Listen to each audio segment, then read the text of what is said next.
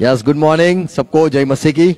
फिर से संडे को हमें इतवार को प्रभु ने इकट्ठा किया, प्रभु ने ये समय दिया है। आज हम प्रभु के वचन से जो उत्पत्ति इंसान की गई उसके विषय में हम प्रभु के वचन से आज अध्ययन करेंगे। बाइबल में से सारी बातें दिखना चाहते हैं, थोड़ा जो समय है हम प्रभु के वचन को सुनेंगे, अध्ययन भी करेंगे। आमीन। आओ प्रार्थना करेंगे। पिता यीशु मसीह के नाम में हम झुकते हैं आज के दिन के लिए, संगति के लिए। आज आपने हमें इकट्ठा किया, धन्यवाद। सुनने के कान, समझने वाला हृदय, देखने वाली आग हमें देना। और प्रभु प्रार्थना है हम वचन सुने, हम आज आपसे आपकी आवाज, आपके वचन, आपका उजाला और सच्चाई बाइबल से जो देखना चाहते हैं प्रभु। विश्वासी हम लोग इकट्ठा हुए सारे क्रिश्चियन मेरे भाई बहनों को आशीष देना। और प्रभु आपने हमें रचा है, ये हम विश्वास करते हैं। क्यों रचा है और क्या सच्चाई है ये जानने के लिए मैं सहाय करो पिता, यीशु मसीह के नाम में सुनो। आमीन। Praise Lord. गुड मॉर्निंग सबको, जय मसीह की। Praise Lord. इंसान को प्रभु ने रचा यह हम मानते हैं और हम ये विश्वास करते हैं कि इंसान को परमेश्वर खुद ने रचा है, उसकी योजना में बनाया है। यीशु मसीह ने सिखाया। मत मार्क 10वां अध्याय का 6 पद में प्रभु ने कहा, क्या आपने ये बात नहीं सुनी? क्या आप ये नहीं जानते? क्या बाइबल में मूसा ने ये बात, व्यवस्था में, उत्पत्ति में ये बात नहीं की? मार्क 10 और 6 पद। पर सृष्टि के आरंभ से परमेश्वर ने नर और नारी करके उनको बनाया है। तो एक सच्चाई यह है कि परमेश्वर ने नर और नारी को रचा। Praise Lord. तो पहले से प्रभु को यह समझ थी कि मुझे इंसान यानी कि सिर्फ नर को नहीं बनाना है, उसके सहाय के लिए नारी को भी रचना है। तो पहले से ये प्रभु ने ये बात को जानते थे और पहले से ये सोच थी कि दोनों को इकट्ठा किया जाए, दोनों की रचना की जाए। तो परमेश्वर हमारा जो है वो पहले मुर्गी लाया, अंडा लाया, ये जो सारी सोच संसार में है। पर यहाँ पे हम बाइबल देखते हैं कि इस पहले आरंभ से नर और नारी दोनों की रचना की, जिससे इंसान की बढ़ोतरी और ये संसार में सारे जीव मनुष्य आ सके। तो ये पहली सच्चाई है कि परमेश्वर ने नर और नारी दोनों को बनाया। जो हम क्रोमोसोम या फिर कहते हैं, गुजरात हिंदी में कहते हैं सूत्र, पता नहीं, XY XX बोलते हैं इसको, रंग सूत्र। तो इंसान को ऐसे रचा है कि नर है अलग है, नारी अलग है। दोनों के वॉइस बॉक्स बोले आवाज में फर्क होता है। दोनों के पास आंख होती है, दिल होता है, हाथ पैर सब कुछ होता है। बाहर का तो अलग होता है, लेकिन भीतर में भी प्रभु ने ऐसे बनाया है। आवाज में देखो तो, उनमें सामर्थ्य में देखो तो, अंदर दिल में देखो तो थोड़ा अलग रखा है। एक दूसरे के सहाय के लिए प्रभु ने आरंभ से यहाँ पे पढ़ते नर और नारी का रचना प्रभु ने की है। पर हम कई बार देखते काले सफेद देखते, बड़े लंबे देखते, नाटे देखते, लंबे बाल वाले देखते, किसी के बाल नहीं उगते ऐसे को भी देखते। बीमार भी इंसान को पैदा हुआ देखा है, और जिसके कहे कि हाथ ना हो, पैर ना हो, आंख ना हो, ऐसे भी जन्म से हमने देखा है। ये सारी क्या रचना परमेश्वर ने की है? परमेश्वर के हाथ में क्या है? और परमेश्वर ने जब आदम को रचा वो पूरा इंसान था, पर हम संसार में जो देखते ये सारा क्या है? तो बाइबल कहता है कि प्रभु ने, जैसे हम रोमन की पत्री 9:21 पद में प्रभु का वचन कहता है, क्या परमेश्वर को अधिकार नहीं है? अपने जैसे कुम्हार होता है वो मिट्टी को बनाता है, बर्तन बनाता है, वो चाहे वैसे आकार से बनाता है। क्या ऐसे ही परमेश्वर को अपनी योजना, अपने समझ से क्या बनाने का अधिकार नहीं है? 21वां पद। क्या कुम्हार को मिट्टी पर अधिकार नहीं? हाँ, कुम्हार को मिट्टी पर अधिकार है। मिट्टी नहीं कहेगा कि मुझे मटका बनाओ, मुझे कुंडा बनाओ, मुझे ये वो बनाओ। कुंभार को अधिकार है मिट्टी ऊपर कि एक ही लौंदे में से एक बर्तन आदर के लिए एक बर्तन बड़ा आदर के लिए और दूसरी को अनादर के लिए बनाए। तो क्या कुंभार को अधिकार नहीं है? एक को स्त्री एक को पुरुष, वो क्या बनाने का अधिकार परमेश्वर का नहीं है? तो इसमें कौन सी अचंभे की बात है? अरे उसमें अचंभे की क्या बात है? एक अधीनता में रहेगा और दूसरा उस पे अधिकार चलाएगा। एक को मान मिलेगा, दूसरे को कम मान मिलेगा। क्या ये सारा व्यवस्था कुंभार यानी परमेश्वर के पास ये अधिकार नहीं है? वो क्या चाहे ऐसा ना बनाए। 19वां पद, सो तू मुझसे कहेगा वह फिर क्यों दोष लगाता है? कौन उसकी इच्छा का सामना करता है? तो हम कैसे परमेश्वर को मना कर सकते या सामना कर सकते? हम कौन कि परमेश्वर को कहे कि प्रभु आपने इसको क्यों इतना बड़ा मान दिया, सम्मान दिया, इसको क्यों हल्का बनाया, क्यों हल्का रचा? 21वां पद, 20वां पद, हे मनुष्य भला तू कौन है? तू कौन है? तू तो मिट्टी है जो परमेश्वर का सामना करता है। क्या गढ़ी हुई वस्तु गढ़ने वाले से कह सकती है कि तूने मुझे ऐसा क्यों बनाया है? तूने मुझे ऐसा क्यों बनाया? और हम ये 21वां पद पढ़ा, किसी को हल्के काम के लिए और किसी को अनादर के लिए, अनादर और किसी को आदर के योग्य। क्या ये परमेश्वर को अधिकार नहीं है? तो परमेश्वर, ये सच्चाई पहली है कि परमेश्वर ने सब कुछ रचा है। वो चाहे मान के योग्य हो या फिर अधीनता में हो, बड़ा हो छोटा हो, ये सारा परमेश्वर ने रचा हुआ है। पर हम ये संसार में देखते लोग क्यों सुंदर, हर बच्चे सुंदर क्यों पैदा नहीं होते? क्यों बीमार कई बार पैदा होते, अंधे भी पैदा होते, शायद हाथ ना हो पैर ना हो ऐसे भी पैदा होते। क्या ये सारा परमेश्वर ने किया? नहीं, बाइबल मना करता है। कई लोग कहते हैं कि नहीं, ये सारी रचना परमेश्वर नहीं पेट में की है। पर जो परमेश्वर रचना की वो बात अलग है। आदम को जब बनाया गया, रचा गया, परमेश्वर ने खुद अपने हाथों से बनाया। ऐसे हम ये उत्पत्ति 2:7 में पढ़ते। उत्पत्ति 5:3 में लिखा है, आदम को जब बेटा हुआ, जब आदम 130 वर्ष का हुआ, 130 साल का हुआ, तब उसके द्वारा उसकी समानता में, उसके ही समानता में, उसी के स्वरूप के अनुसार, उसके ही स्वरूप में एक पुत्र उत्पन्न हुआ। देखो, तो आदम जैसा हट्टा कट्टा, जैसे बॉडी वाला, जैसे बाल वाला, जैसी आंखें वाला, वैसा ही उसको बेटा सेत हुआ। तो जो हम पैदा हुए हैं, हमें जो रचा गया है, हम जो आए हैं, जो हमने आकार धारण किया है, हम बाहर की बात कहो या अंदर की बात कहो, वो सारा हमारे माँ बाप से हम आते हैं। माँ बाप के परिणाम से हम ऐसे नहीं कहते तू तो बाजू वाले जैसा दिखता है, ऐसे कहा जाता है तू तेरी माँ जैसा है, तेरे चाचा जैसा है, तो मामा जैसा है। तो ये जो बच्चे पैदा होते हैं वे सारे बाहर की जो बातें हैं वो इंसान समान होता है। आदम को भी अपने बेटा हुआ जो, वो आदम समान ही था उसके स्वरूप में, और उसके क्या लिखा है, उसकी समानता में और उसी के स्वरूप के, स्वरूप और समानता और स्वरूप, ऐसे बेटा हुआ।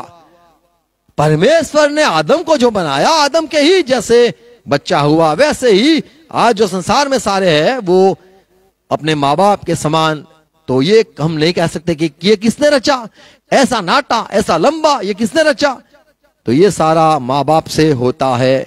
यशाया 45 यानी 45 उसका 9वां पद, हाय उस पर, हाय है यदि आप पूछते हो परमेश्वर ऐसा मुझे क्यों बनाया, जो अपने रचने वाले से झगड़ता है, रचने वाले से झगड़ता है। हाय, क्या प्रभु कहता है, वह तो मिट्टी के ठिकरों में से एक ठिकराई है। अरे आप तो एक मिट्टी के ही एक बर्तन हो। क्या मिट्टी कुम्हार से कहेगी तू यह क्या मिट्टी कह सकेगी तू यह क्या करता है? क्या कारीगर का बनाया हुआ कार्य उसके विषय से कहेगा कि उसके हाथ नहीं है? तो हमें परमेश्वर को कह नहीं सकते कि लड़का बनाया लड़की बनाई क्यों, ऐसा हम नहीं कह सकते। तो जो परमेश्वर रचता है, परमेश्वर को जो अधिकार है, इसके बारे में हम देखेंगे। कई बार जो इंसान कहता है नहीं नहीं मुझे लड़का ही चाहिए, और क्या इंसान के हाथ में है वो? कोई कहेगा हमारे हाथ में, हम कर सकते, अरे हम देख सकते हैं, हाँ ये बार लड़की है कोई बात निकाल लो, ये बार है लड़की, ये भी निकाल लो, लड़का हुआ चलो इसको रखो। इंसान चाहे कि मुझे अधिकार है, मैं बड़ा ज्ञानी हूं, मैं एक विज्ञान हो गया हूं, विज्ञान है ना, साइंस, वैज्ञानिक, ये निक, ओके। तो शायद कोई कहे मैं बड़ा ज्ञानी हूं, और इंसान चाहे बना सकता है, करना भी कोशिश करे, पर बनाते बनाते मान लो लड़का जैसे आकार में आ गया, पर होगा तो क्या करते हो आप? और इसकी आवाज क्या आपने जो रचा, आपने इंसान बनाने की कोशिश की, पर आप आवाज निकाल नहीं पाए। आवाज परमेश्वर देता है। Praise the Lord. अरे बोले इसको लड़का तो बना दिया हमने, इंजेक्शन लगा के, सबको देख के, पर ये चलता तो लड़की जैसा है, अरे यार इसका करे क्या?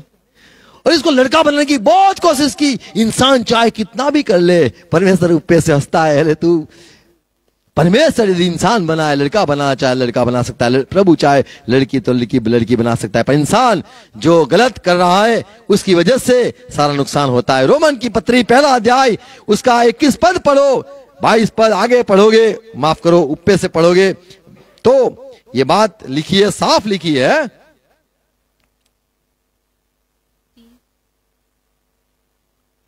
रोमन की पत्री उसका 1 अध्याय, सुनो आप क्या लिखा है, 21वां पद। इस कारण परमेश्वर को महिमा न दी, इस कारण कि परमेश्वर को जानने पर भी उन्होंने परमेश्वर के योग्य बड़ाई और धन्यवाद न किया। परमेश्वर का धन्यवाद नहीं किया।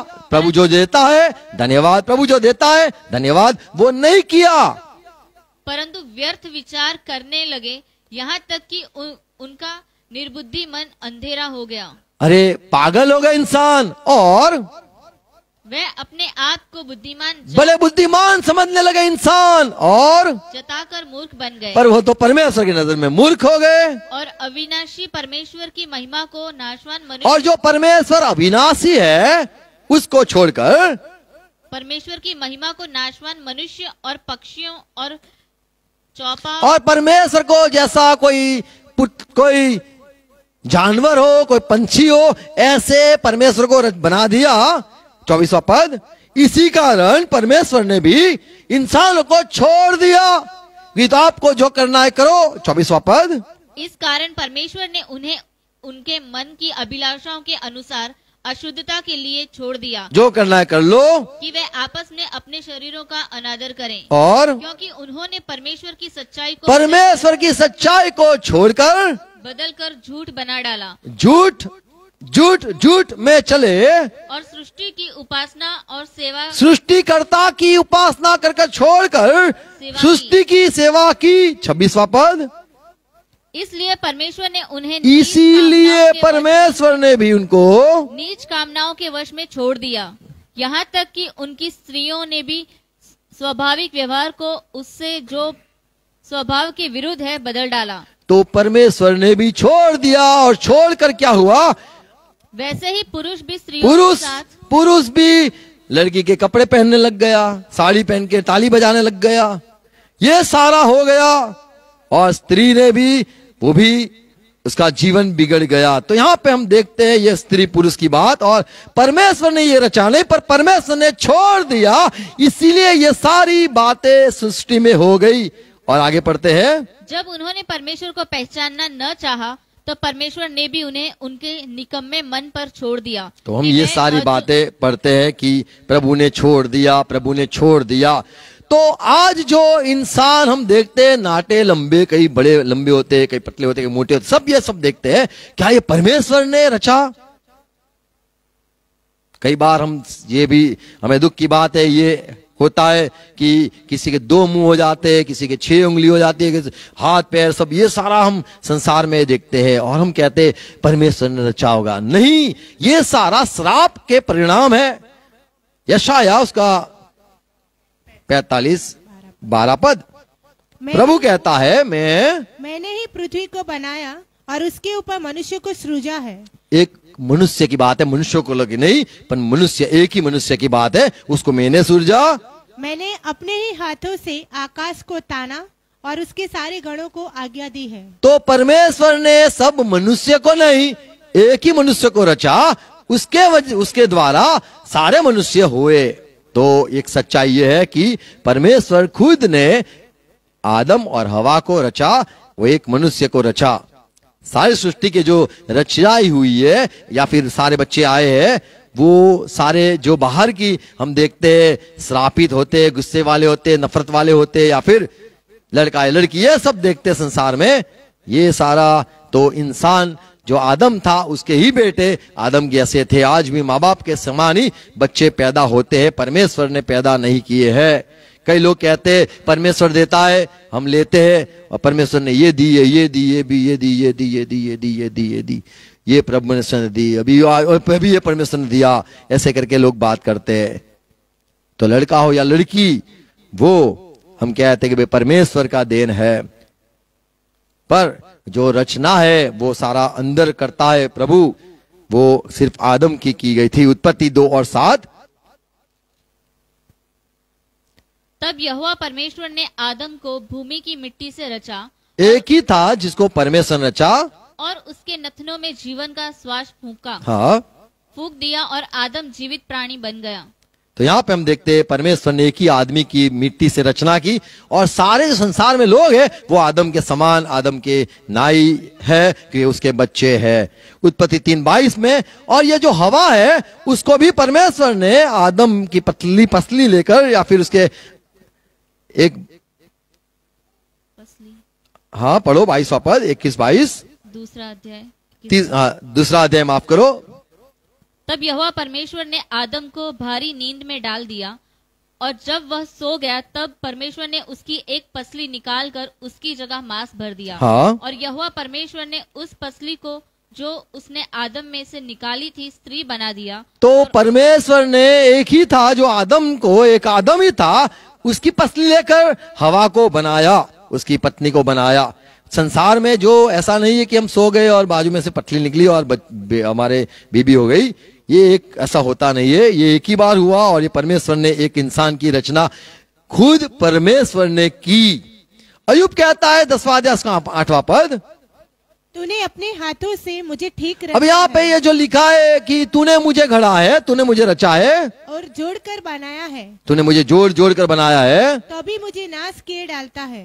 स्मरण कर कि तूने मुझको गूंदी हुई मिट्टी की नाई बनाया, क्या तू मुझे फिर धूल में मिलाएगा? तो मैं मेरी माँ के पेट में था, तूने मेरी रचना की। यहाँ पे ऐसे लगता है कि क्या परमेश्वर है जो माँ की पेट में रचना करता है, किसी को अंधा निकालता है, किसी को लंगड़ा निकालता है, किसी को हाथ पैर ना हो ऐसा निकालता है, और दो पेट वाला ऐसे हो, क्या ऐसा सब क्या परमेश्वर करता है? क्योंकि यहाँ पे अय्यूब कहता है कि तूने मेरी रचना की है, तूने मुझे बनाया है। 9वां पद, स्मरण कर कि तूने मुझको गूंदी हुई मिट्टी की नाई बनाया। आमीन। और क्या तू मुझे फिर धूल में मिलाएगा?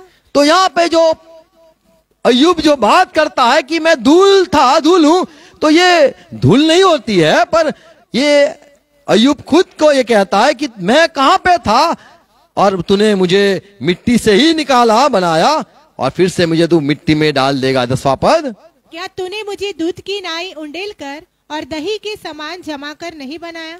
तो ये क्या ऐसा होता है? ये क्या पेट की बात लिखी है? और 11 पद, फिर तूने मुझ पर चमड़ा और मांस चढ़ाया और हड्डियां और नसें गूंथ कर मुझे बनाया है। तो यहाँ पे ये बात ऐसे पढ़ने में लगता है कि माँ के पेट में हड्डियां, माँ के पेट में ये खून, ये माँ के पेट में ये चमड़ी, ये सारा व्यवस्था परमेश्वर ने किया। तो यहां पे अय्यूब कहता है कि तूने मेरी रचना की है। यहां पे उत्पन्न किया ये बात नहीं है, रचना की बात है। तो क्या हमारे मां के पेट में रचना करने वाला क्या परमेश्वर है? क्या परमेश्वर इंसान के लंबे पैर, लंबे हाथ, बड़े नाक, बड़े आंखें, बड़े कान, ये सारी कुछ अलग अलग हो जाता है? क्या वो परमेश्वर करता है? किसी के लंबे बाल होते, किसी के काले बाल होते, किसी के नहीं होते, कि अंधा होता है, ये सारी रोज रचना है, क्या परमेश्वर करता है? तो यहां पे ये पढ़ने पर ऐसा लगता है अय्यूब जैसा कहता है कि तूने मेरी रचना की है मिट्टी से। और 10वां पद में लिखा है, क्या तूने मुझे दूध की नाई उंडेल कर, और दूध जैसे उंडेला जाता है क्या वैसे, और दही के समान जमा करके नहीं बनाया? ऐसे क्या तूने मुझे, मैं तो एक खून का एक कहूंगा बुंद था, जमा दिया, एक बड़ा आकार दे दिया उंडेल कर। तो क्या ये जो कहता है अय्यूब, ये बात हम पढ़ते हैं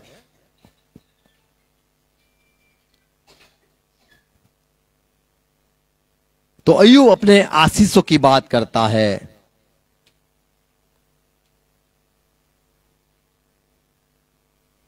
33:6 अय्यूब ये बात को समाप्त करता है। अंतिम बात क्या कहता है?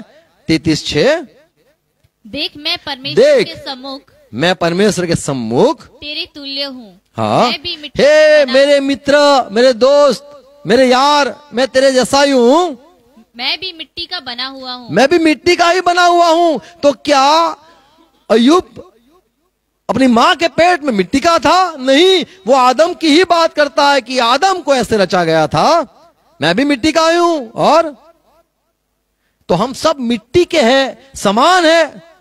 तो क्या परमेश्वर मां के पेट में, हमारी जो मां होती है उसके पेट में हमें रचता है क्या? ये सवाल बड़ा सवाल है। 31-40 पद, तो गेहूं के बदले झड़ बेड़ी और जौ के बदले जंगली घास उगे। हाँ, अय्यूब के वचन समाप्त हुए। हाँ, तो अय्यूब के वचन समाप्त हो गए। बोल बोल करता था और इसने कह दिया, ये अंतिम बात कह दी कि अगर ये सारी बातें मेरी ऐसी गलत हो तो चलो मैं कुछ बोऊंगा तो कुछ दूसरा निकलेगा। क्या क्या निकलेगा? गेहूं के बदले झड़ बेड़ी, चलो ऐसा, और जौ के बदले जंगली घास उगे। तो ऐसा हो, यदि मेरी बात गलत हो तो वैसा हो। हम जो बोते वही हम काटते हैं। तो आदम को जो बेटा हुआ वो आदम के समान ही था। तो हम जो बच्चे जो पैदा होते हैं वो मां बाप के समान ही होते हैं। तो उनका जो आकार होता है, उनका जो सारा रचना होती है मां के पेट में, वो उनको ढला जाता है, बनाया जाता है। वो सारे आदम के जैसे नहीं होते पर मां बाप जैसे होते हैं। उत्पत्ति 8:18 में लिखा है कि एक धरती पर सब अच्छा बनाया प्रभु ने, और कहा प्रभु ने धरती में से जो पौधे निकले, घास निकले, वह जैसे कहा वैसा हुआ। लेकिन श्राप की वजह से क्या हो गया? 3:18 और वह तेरे लिए कांटे और ये धरती तेरे लिए अभी कांटे और ऊंट कटारे उगाएगी, ऊंट कटारे उगाएगी। और तो अब ये उग क्या रहा है? परमेश्वर ने जब बनाया, रचा, तब कहा धरती में से क्या निकलो? झाड़ निकलो, पेड़ निकलो, फल हो वैसे पेड़ बनाए। तो प्रभु ने जो सारे बनाया वो ऐसा बनाया, पर जब श्राप आया तब जो नहीं निकलना था वैसा निकला। तो आज भी जो मां के पेट में बच्चे जो बोए जाते हैं, खून निकल जाता है मां के पेट में, घर में, तब वो बच्चा जो होता है वो कांटा भी निकलता है। वो परमेश्वर ने नहीं है, पर वो श्राप की बात है। 18 पद, और वह तेरे लिए कांटे, तो धरती तेरे लिए कांटे और ऊंट कटारे उगाएगी, और तू खेत की उपज खाएगा। तेरे लिए श्रापित हो गया है धरती। क्या लिखा है? देख, तेरे लिए धरती श्रापित हो गई है।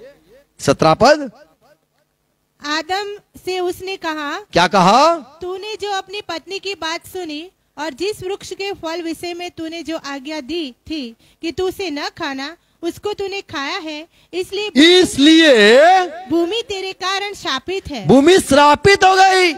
जहां से निकलता है अच्छा अच्छा निकलना चाहिए, तो वो भूमि ही श्रापित हो गई। तो गर्भस्थान ही श्रापित हो गया, पेट ही श्रापित हो गया। जहां से अच्छा निकलना चाहिए वो अब नहीं निकलता है। देखो इब्रानी 6:6 में क्या लिखा है, जब परमेश्वर आशीष भेजता है, धरती पर आशीष भेजता है, बरसात बरसाता है जिससे अच्छा अच्छा उगे। क्या लिखा है, यदि वे भटक जाएं तो उन्हें मन फिराव के लिए फिर नया बनाना अनहोना है। 6:6 हाँ, क्योंकि परमेश्वर के पुत्र को अपने लिए फिर क्रूस पर चढ़ाते हैं। 6 पद में, प्रगट में, हाँ। अरे 5वां पद, और परमेश्वर ने उत्तम वचन का और आने वाले 7वें पद, क्योंकि जो भूमि वर्षा के पानी को, बरसात जब आता है पानी को भूमि क्या करता है, जो उस पर बार बार पड़ता है, पी लेती है। बोलो, धरती पानी को पी लेती है। और फिर क्या निकलता है, जिन लोगों के लिए, अरे क्या निकलता है, बड़ो क्या उगता है,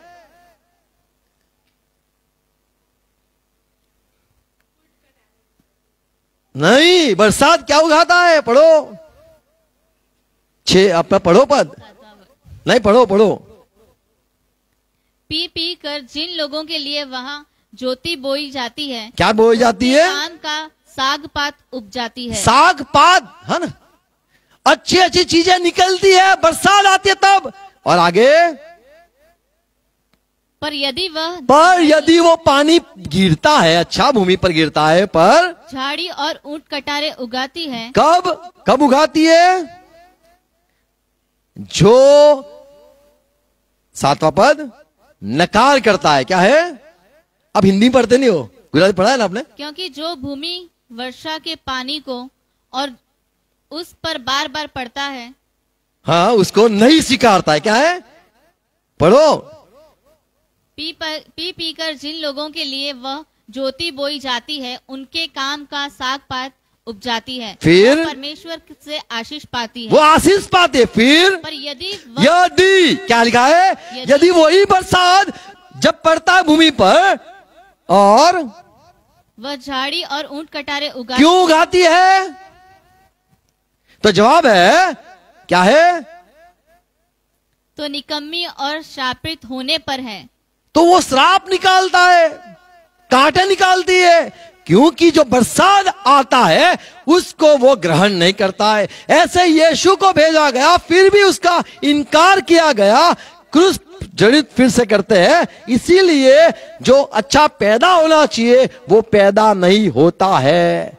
तो श्राप की वजह से धरती पर कुछ कटारे या फिर कांटे निकलते हैं, वैसे ही बरसात आती है, और यदि हम उसको ग्रहण नहीं करते हैं परमेश्वर की ओर से, तो ये सारा श्राप निकलता है। तो भूमि में अच्छी बातें शुरुआत में निकली, पर आदम की वजह से, पाप की वजह से क्या निकला, कांटे निकले। आदम के श्राप की वजह से क्या हुआ, धरती श्रापित हो गई, इसीलिए उसमें से कांटे निकले। शुरुआत में तो प्रभु ने कहा भूमि में से अच्छी चीज निकलो, और निकला। वैसे ही पेट से बच्चा जब आता है कांटा निकलता है या फिर अच्छा भी निकलता है, पर यदि परमेश्वर का अनुग्रह होता है तो आमीन। तो जो सारा हम कहते हैं ये क्यों हुआ वो क्यों हुआ, तो सारा श्राप है। हमारे माँ बाप की वजह से श्राप वो बच्चों को भी मिलता है। यदि हम मसीह में हैं तो अच्छी बात है, बच्चे भी मसीह में है। Praise Lord. 3 बातें बाइबल कहता है इंसान नहीं जानता है। सवोपदेशक 11 अध्याय का 5वां पद पढ़ोगे तो वहां पे लिखा है मनुष्य नहीं जानता है आत्मा कहां पे वो बीज को, वाल, खून कतरे को लेके जाएगा। एक चीज इंसान नहीं जानता है, 5वां पद, जैसे वायु के चलने का मार्ग नहीं जानता। हाँ, और किसी रीति से गर्भवती के पेट में एक्स जाएगा, भाई जाएगा, हाँ हड्डियां बढ़ती है, हाँ, वैसे ही तू परमेश्वर का काम नहीं जानता। परमेश्वर का काम नहीं जानता है। कौन किसको मिलेगा, आगे जाके कौन किसको मिलेगा। इंसान जो मनुष्य होता है, मनुष्य में बेटा पैदा करने की क्षमता होती है। सिर्फ मनुष्य के अंदर ही क्षमता होती है कि वो लड़का पैदा करे। लड़का लड़की पैदा करने की क्षमता सिर्फ मनुष्य को है, यानी इंसान को है, लड़का आदमी को है। औरत के पास ये हुनर नहीं है। तो यहां पे लिखा है जो वायु का मार्ग है या फिर वो गति है, वो जाने की जो जरिया है, वो आप नहीं जानते हो कि आप में से मनुष्य जो है, यानी जो मेल जो नर है, उसका जो खून का कतरा है वो कौन जा रहा है। तो मां के पेट के अंदर जब वो जाता है मनुष्य, यानी इंसान, यानी जो नर है, उसका खून का कतरा जो जाता है, नहीं जानते हो कैसा होगा, लड़का होगा लड़की होगा, वो नहीं जानते हैं। वैसे ही मनुष्य औरत का क्या लिखा है, वैसे ही तो परमेश्वर का काम नहीं जानता, परमेश्वर का काम नहीं जानता है, जो सब कुछ करता है, जो सब कुछ करता है, हड्डियों को जोड़ता है। आप नहीं जानते हो क्या लिखा है, पेट में हड्डियां बढ़ती है। हाँ, पेट में हड्डियां बढ़ती है। भोर को अपना बीज बो और सांझ को, तू जब क्या लिखा है, रात को सो जाए प्यार करके, और जब बो दिया तूने रात को, भोर में उठता है, क्या लिखा है, भोर को अपना बीज बो हाँ, और सांझ को भी अपना हाथ न रोक, क्योंकि तू जानता नहीं कि कौन सफल होगा। तो पता नहीं, सुबह शाम सोते रहे सोते रहे सोते रहे, कब सफल होगा पता नहीं। तो इंसान को दूसरी बात पता नहीं है कि सोने के बाद होगा या नहीं होगा। 6 पद, भोर को अपना बीज बो और सांझ को भी अपना हाथ न रोक, हाँ, क्योंकि तू नहीं जानता कि कौन सफल होगा, यह या वह या दोनों की दोनों अच्छे निकलेंगे। पता नहीं। तो दोनों का काम सही है, बाइबल कहता है, एक से भला 2 तो सफल हो। तो हमें पता नहीं है कि ये एक बात सवोपदेशक सुलेमान राजा ज्ञानी कहता है, बी तू बोता है, पर वो जो लेके जा रहा है आत्मा, वो कहां पे जाएगा, एक्स जाएगा, वाई जाएगा, तुझे पता नहीं है। कैसे वो हो जाएगा, बच्चा पैदा होता है, वो तू नहीं जानता है। दूसरी बात, मनुष्य नहीं जानता है। यही सवोपदेशक 6 और 12 में लिखा है, क्योंकि मनुष्य के क्षणिक व्यर्थ जीवन में जो क्षणिक जीवन है और व्यर्थ जीवन है, जो वह परछाई के समान बिताता है, कौन जानता है कि उसके लिए अच्छा क्या है। उसको पता ही नहीं, अच्छा होगा बुरा होगा। शादी हो गई, पता नहीं अच्छा होगा बुरा होगा। वो मिल गया, अच्छा होगा बुरा नहीं। ये नौकरी मिल गई, अच्छा होगा बुरा नहीं, पता ही नहीं। इंसान को अपना जो जीवन है, उसका फ्यूचर कहो या उसकी आगे की भविष्य कहो, उसको पता नहीं आगे। क्योंकि मनुष्य को क्योंकि मनुष्य को कौन बता सकता है कि उसके बाद दुनिया में क्या होगा। उसको पता ही नहीं, कौन बताएगा क्या होगा। और तो तू जो सब कुछ कर रहा है, तुझे पता नहीं कि क्या होने वाला है। दूसरी बात, हमें पता नहीं क्या होने वाला। तीसरी सच्चाई, यही सवोपदेशक 9वां अध्याय उसका 12वां पद, क्योंकि मनुष्य अपना समय नहीं जानता। मनुष्य जानता नहीं कब मौत आएगी, कब समय समाप्त होगा। ये तीसरी बात इंसान नहीं जानता है। जैसे मछलियां दुखदायी जाल में और फंस जाती है, मछली फंदे में फंसती हैं, वैसे ही मनुष्य दुखदायी समय में जो उन पर अचानक आ पड़ता है, अचानक आ पड़ता है, दौरा पड़ता है। कई सारे दौरे होते हैं, कोई छोड़ के जाए तभी भी दौरा पड़ता है। कई बार किसी को तो आदत हो जाती है, दौरे पड़ते रहते, बोले गई कोई बात नहीं, दौरे पड़ते रहते। इंसान को मछली जैसे पकड़ में आती है, वैसा तेरे पे वो समय कब आएगा। Man does not know his own and. कितना अच्छा इंग्लिश में, इंसान को पता नहीं मेरा अंत कब है, शुरुआत पता नहीं, लड़का लड़की पता नहीं, ये सेवा काम काज करते उसका परिणाम क्या होगा। सब करते रहते, मेहनत करते रहते, लगे रहो। मुन्ना भाई जैसे करते रहते, पर पता नहीं क्या होगा। और तीसरी सच्चाई, कब अंत होगा इंसान को पता नहीं। ये राजा सुलेमान ज्ञानी आदमी कहता है, प्रेज़ लॉर्ड। पर जब हम मसीह में आते हैं वो बात अलग होती है, प्रेज़ लॉर्ड।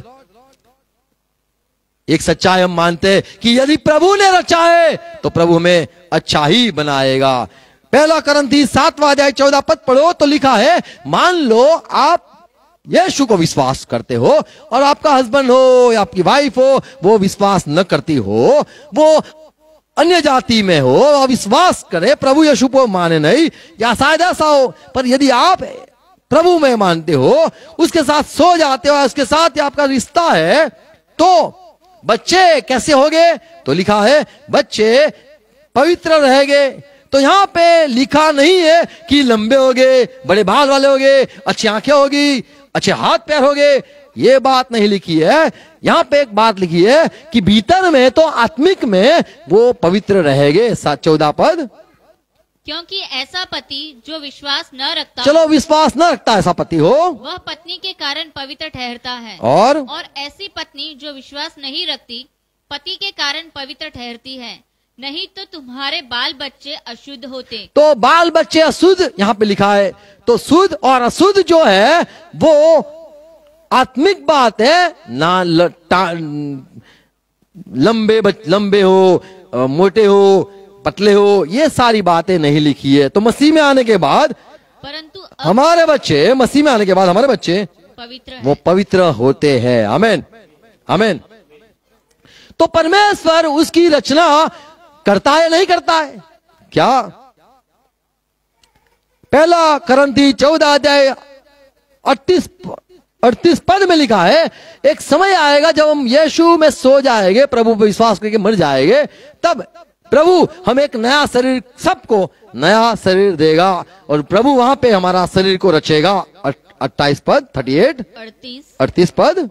परंतु परमेश्वर अपनी इच्छा के अनुसार उसको देह देता है और हर एक बीज को उसकी विशेष देह देता है, एक शरीर देता है, आकार देता है।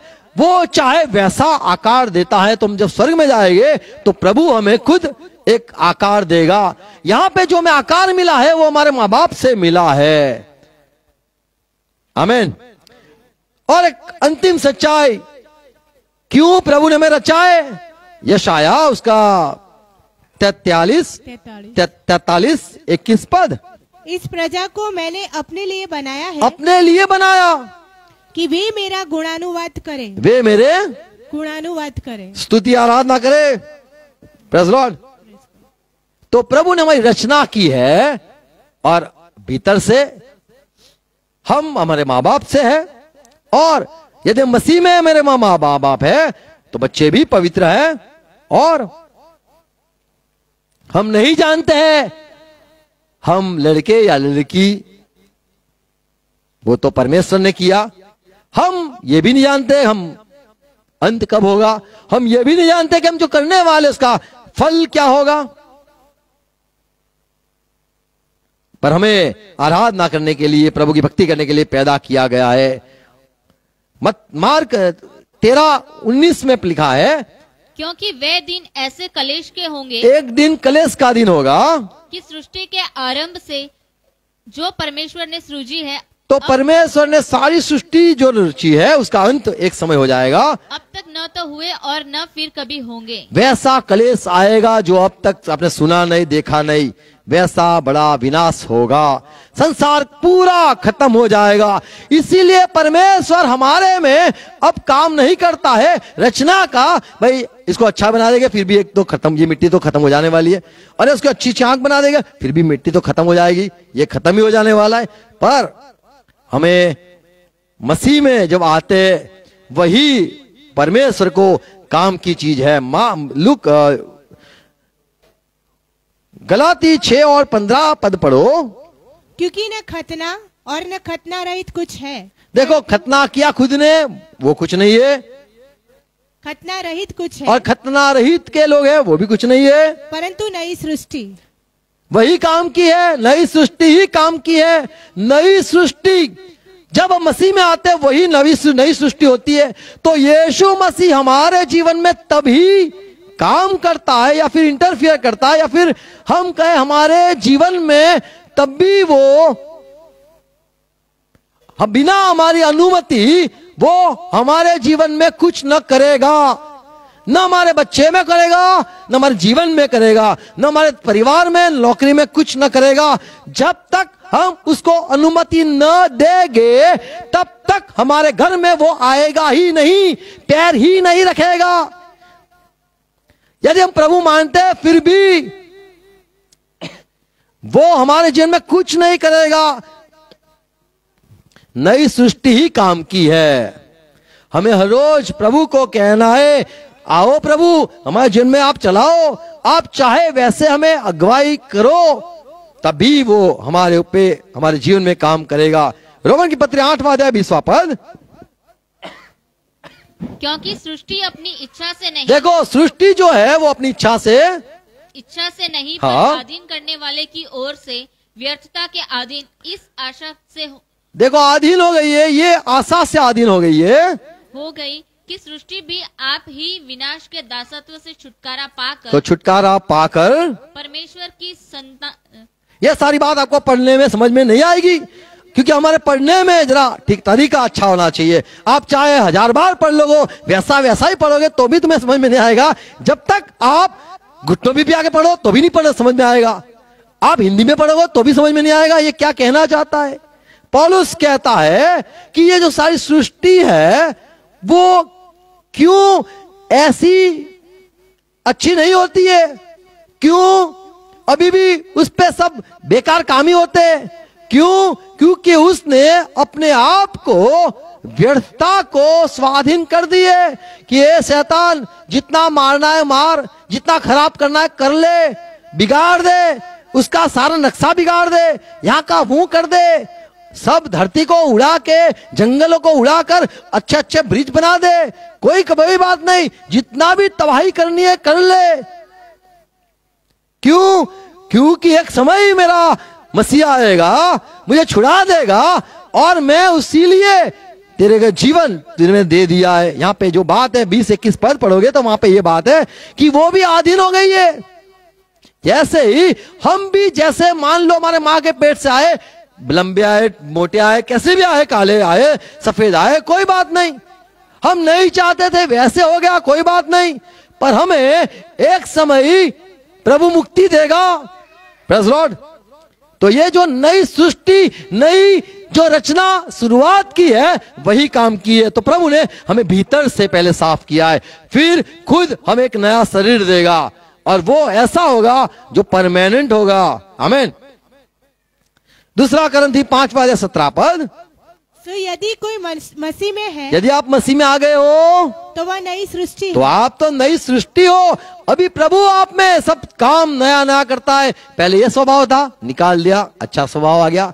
पहले गुस्सा था, नफरत था, निकाल दिया, प्यार आ गया। ये सारी नई सृष्टि प्रभु ने की। तो मसीह में जो है वो नई सृष्टि है। पुरानी बातें बीत गई, देखो वे सब नई हो। आमीन। देखो आप, ये तो भी मसीह में नया हो गया। आमीन।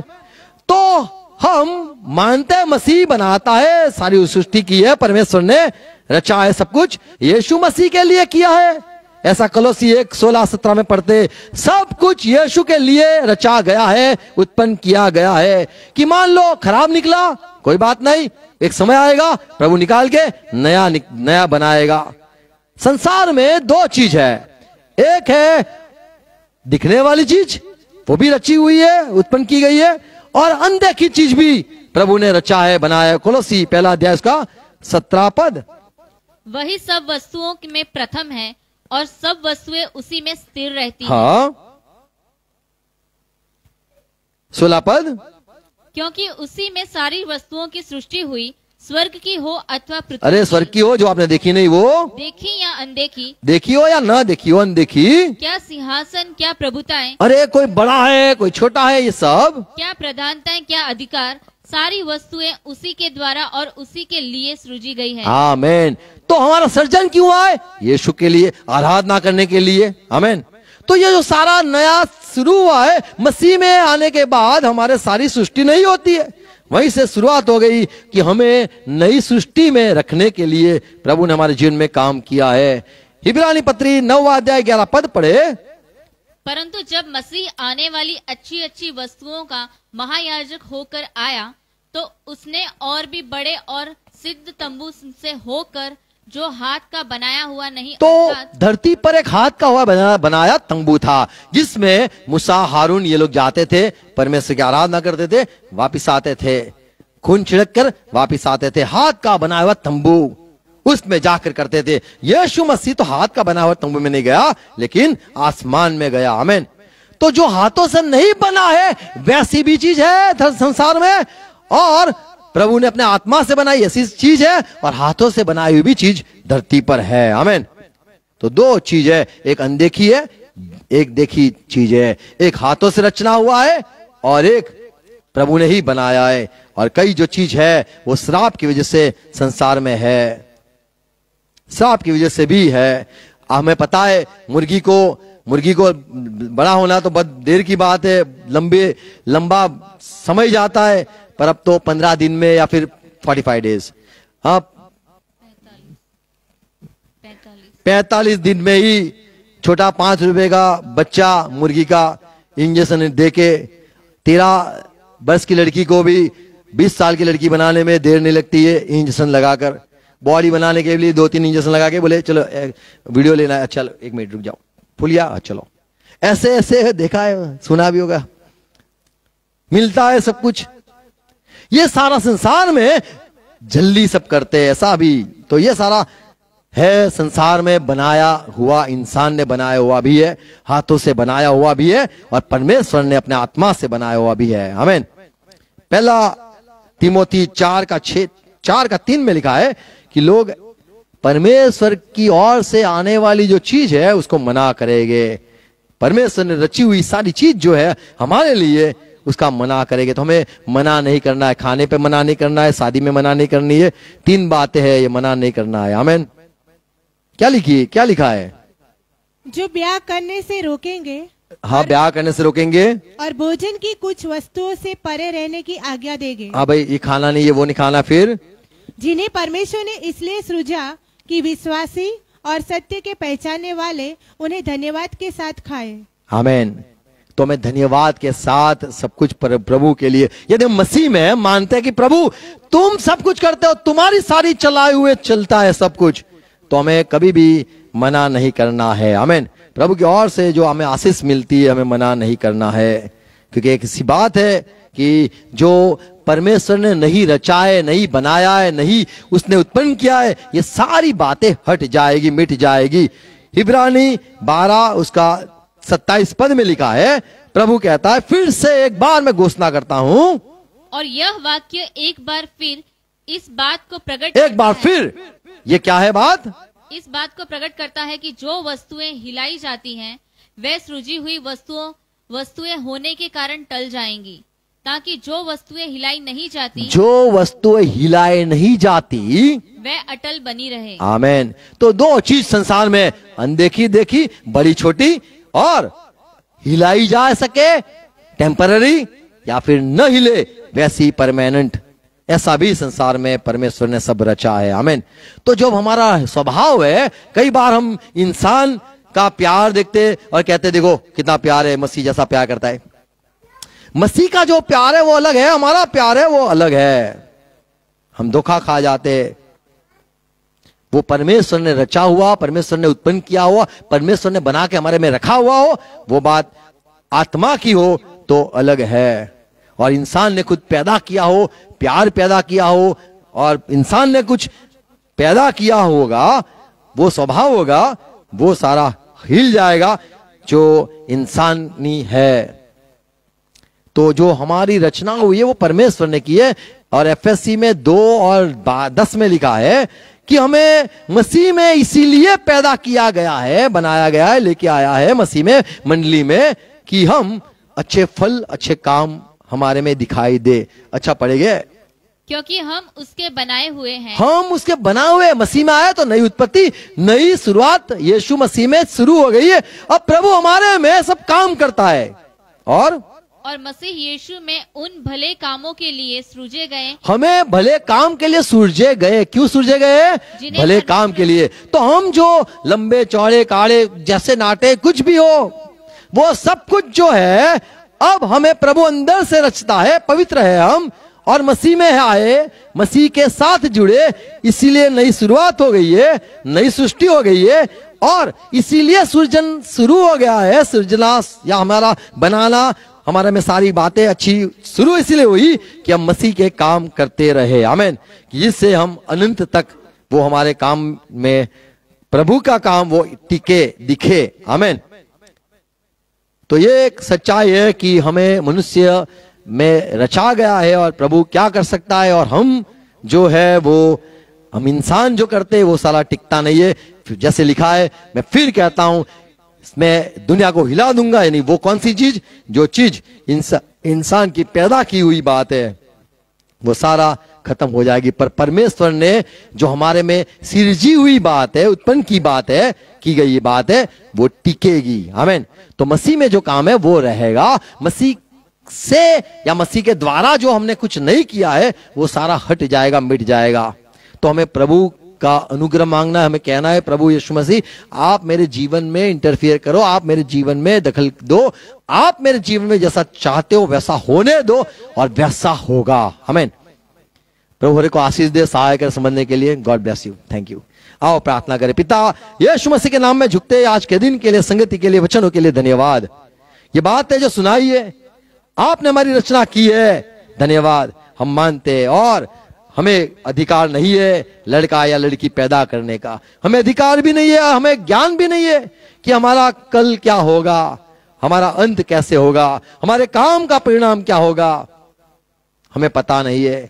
पर प्रभु हमें ये समझ में आया, आपने हमें उत्पन्न किया है और जो आपने हमारे लिए सारा सृजा है उससे हमें उसको ग्रहण करना है, इनकार नहीं करना है। आपकी हुई भेंट, आपका हुआ सारा वरदान, आपके सारी आशीष को हमें पाना है, जिससे हमारे जीवन से फल निकले।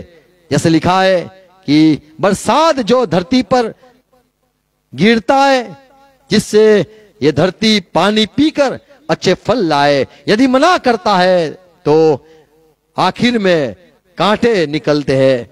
हमारे जीवन में अच्छी बात निकले, हम आपके अनुग्रह में चलना चाहते हैं और प्रभु आशीष में चलना चाहते हैं। हर एक मेरे भाई बहन सुनते हैं, वचन में जुड़े हुए सबके लिए अनुग्रह मांगता हूं। आपकी आवाज सुनते रहे, सच्चाई के साथ जुड़ते रहे और प्रभु आप जो शुरुआत की आदम को बनाया, हम ये मानते आप उत्पन्न करता हो, हमारे जीवन में भी आप चाहते हो वैसी सारी बातें उत्पन्न करो। हमारे में जो नहीं है वो सारी बातें आप जो चाहते हो वैसी उत्पन्न करो। हम हमारे जीवन को आपको दे दिया है। हम चाहते प्रभु छुटकारा, हम चाहते आशीष, हम चाहते आपके विश्वास में बने रहे। और प्रभु धन्यवाद, आपने हमें सुलझाए और मसीह में लाए। ये नई उत्पत्ति है, नई उत्पत्ति में अब आप जो काम करना चाहते सारे ऐसे हमारे जीवन में काम हो। पिता यीशु मसीह के नाम में विनती करते हैं, आमीन आमीन। आओ प्रभु से प्रार्थना साथ में करेंगे। हे हमारे बाप, आप जो स्वर्ग में हो, आपका नाम पाक माना जाए, आपकी बात साथ आए। जैसे स्वर्ग में आपकी इच्छा पूरी होती वैसे धरती पर भी पूरी हो जाए। हमारे दिन भर की रोटी आज हमें देना और जिस प्रकार हम अपराधी को क्षमा किया है आप हमें भी क्षमा करो और हमें परीक्षा में मत आने दो, पर तू बुराई से बचा लो, क्योंकि राज्य, पराक्रम और महिमा सदा पिता आपकी ही है, आमीन आमीन। अब पिता का प्यार, हाँ यीशु मसीह का अनुग्रह और पवित्र आत्मा की संगति सहभागिता हमारे साथ रहे और मसीह में जितने हैं यीशु से प्यार करते सबके साथ रहे। यीशु के नाम में हम कहेंगे आमीन आमीन। Praise Lord, thank you, God bless you, hallelujah. Share करना, सवाल है तो आप सवाल भी कर सकते हो। Thank you.